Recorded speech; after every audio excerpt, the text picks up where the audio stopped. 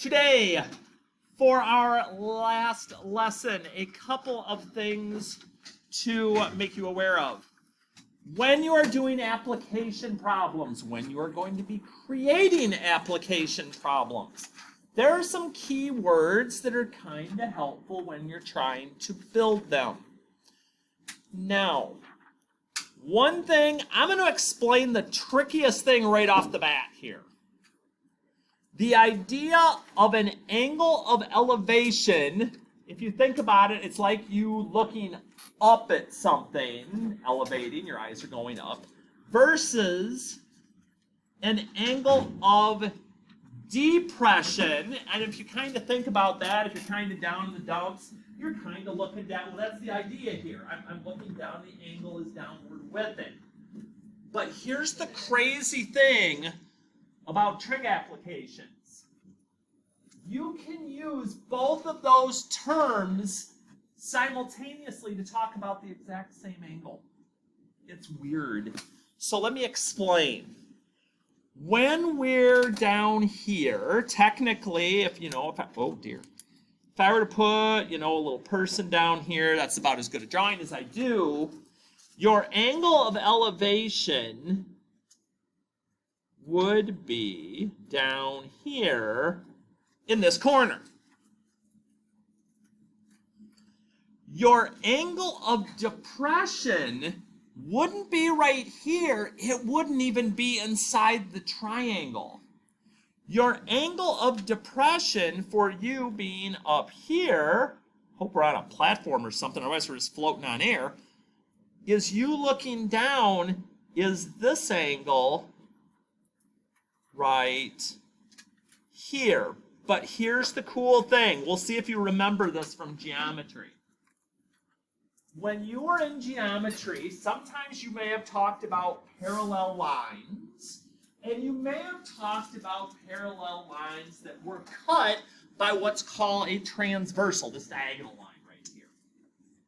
And the alternate interior angles were congruent, or the same. Here's the cool thing. The alternate interior angles are the same. So what I tell people is when you're solving a trig application, whether you are told that you are dealing with an angle of depression or elevation, this is still where your angle goes because it's inside the triangle. I don't want to see angles of depression up here inside the triangle. They're not there. They're all here. That's the one you're going to have every time. Additionally, if we're talking about how far away from something, how far away are you standing from the flagpole or something like that? That's the horizontal right here. So let's actually put that in instead of just talking about it. So this is horizontal. If we're talking about the height of a building, how tall is this person? We're talking about the vertical, which is moving along this side of your triangle.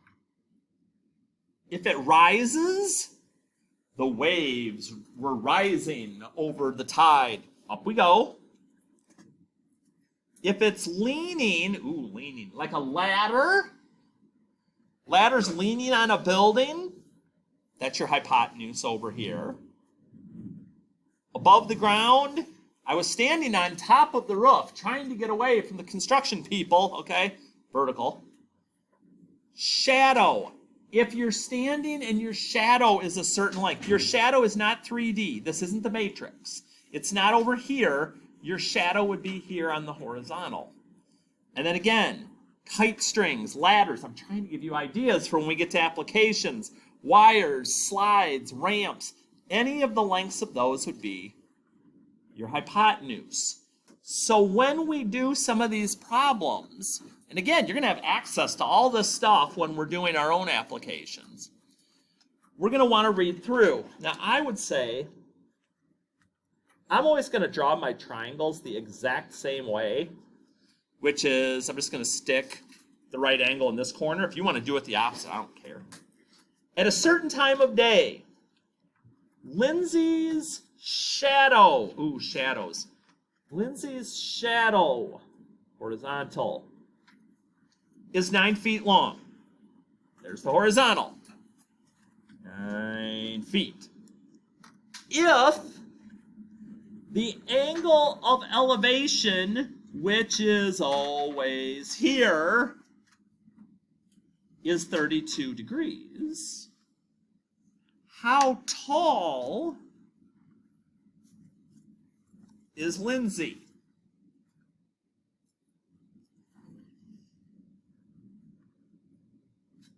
So, we have a right triangle now, like the ones we've been dealing with for the past couple of days. I would keep doing it the same strategy we have been unless you feel you're an expert at this point.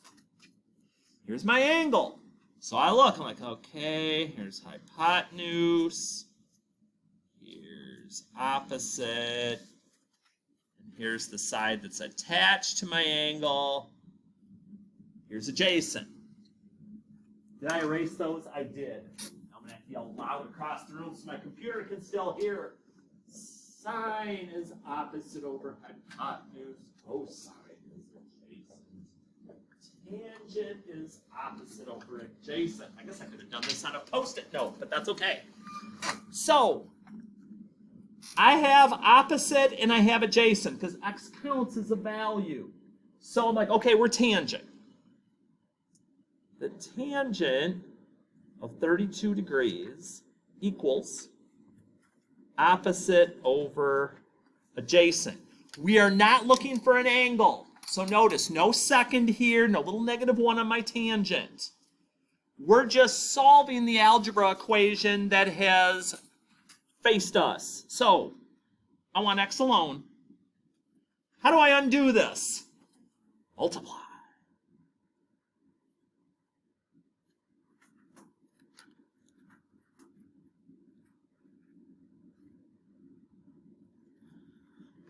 So let me get my handy-dandy calculator out. First things first, I'm checking my mode. We're still in degree. Hallelujah. Okay, 9. Whoop. Let me get the tangent on the screen. There's tangent. When we're dealing with sides, we are going to the nearest tenth. Angles, we're going to the nearest whole. And that's it. Do you necessarily need to label every part with horizontal, vertical, things like that? On your own, probably not. For right now, it might not be a bad idea, though. So just, again, kind of considering. Okay. 2. A 13-foot ladder. Oh. Hypotenuse. I probably should draw my triangle before I get too far here. A 13-foot ladder is leaning against a house. Okay, that makes sense. The bottom of the ladder is 5 feet from the base of the house.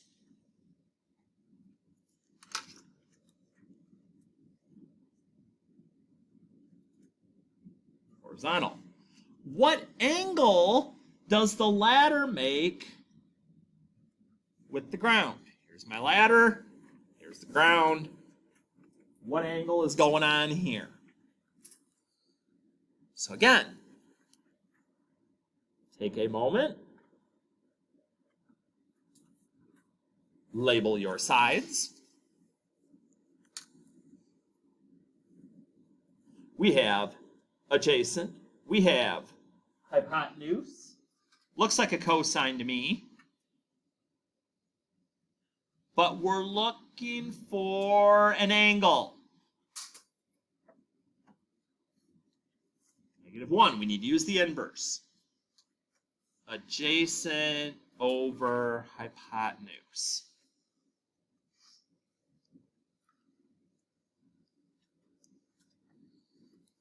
So again, when we want an angle measure, you hit second before you hit your cosine, because there's the little -1 that I need. Type in my fraction. Go to the nearest whole degree, which in this case we'd round down to 67. And we get that set. So you start to see, you're like, it's basically what we've done the last 2 days. It's just now we got to make the picture instead of having it given to us. Okay.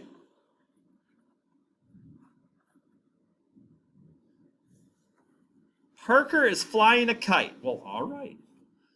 The kite string is 30 yards long. Where is that 30 going to go? It does. Kite strings are hypotenuse. So, 30 yards. If Parker is sitting on the ground and holding the string at an angle of 42 degrees, again, every angle you are going to do is going to be down here. Don't you have to think about it. Parker is sitting. I don't even want to try and draw a stick figure sitting. That's going to look funky. What is the height of the kite? Vertical.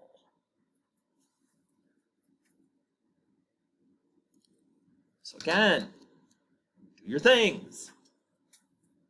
Hypotenuse. Opposite. That's what I got. Opposite and hypotenuse is sine. I have a degree measure. No -1 this time. Opposite over hypotenuse.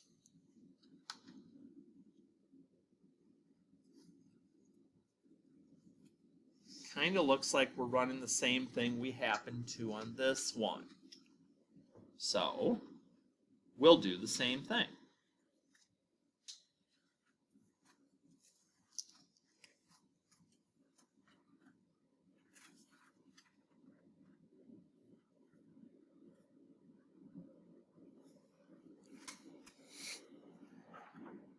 Handy dandy calculator. 30 sine 42. Round to the nearest 10.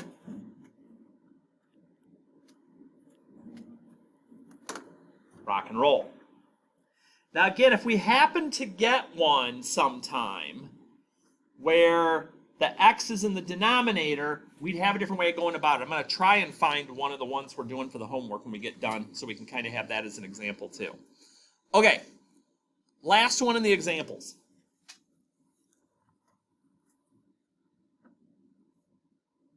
A fishing boat is 200 meters from the cliff. Okay, so here's our cliff.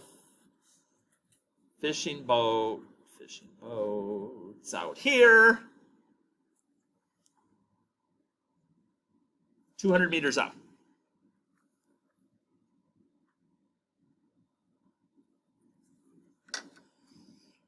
A hiker is sitting at the top of the cliff looking down at the boat. If the cliff is 150 meters tall,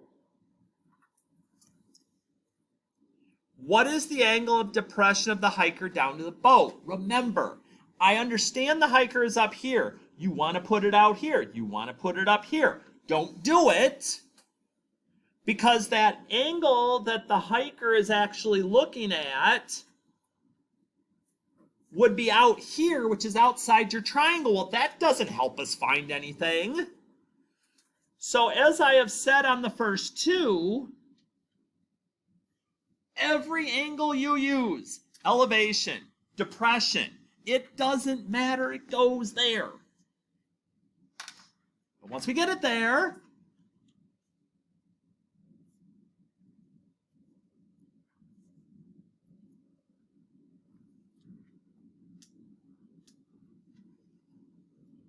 opposite and adjacent. Looks like tangent to me.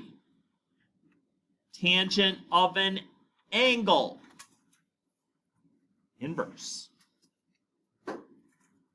Opposite over adjacent.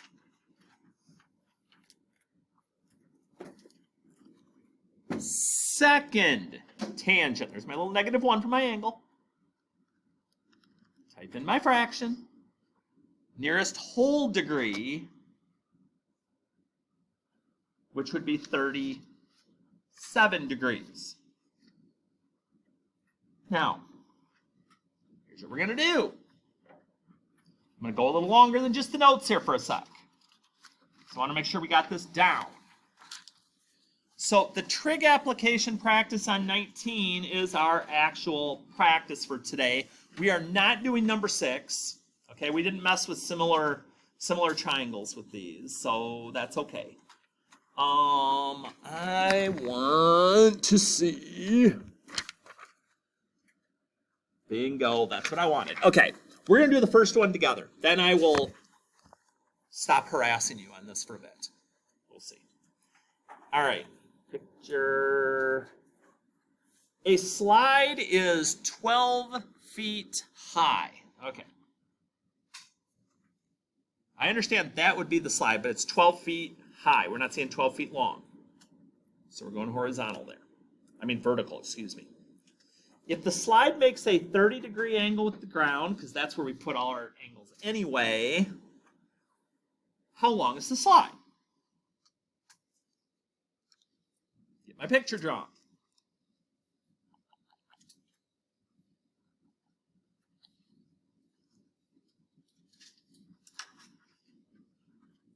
So without even labeling my other side, I should, I have opposite and hypotenuse. So I have sine, not of an angle, because I have the angle. O over H. This is where it's a little different if we remember from when we did this on day 1. The X is down here. We still, since that's what we're dividing by, we still need to multiply by it to get it out of there.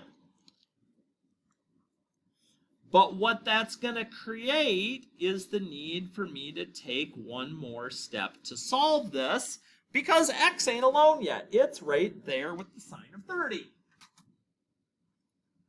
So since I'm multiplying X by the sine of 30,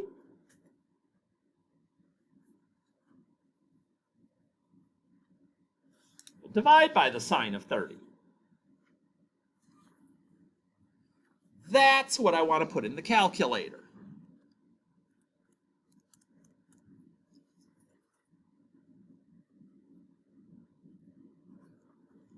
And roll on. So your job is to deal with the other 6 of these, since we're not doing number 6. So that's part 1, page 19. And then part 2, yeah, I'm still rolling with this. Why not? Part 2, maybe. I'm getting there. Where'd it go? There it is. There it is. Over on 11, just 11. Only 11.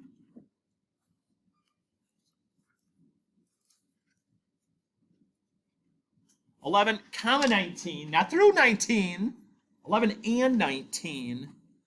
And that should put you in perfect shape to be ready for project work starting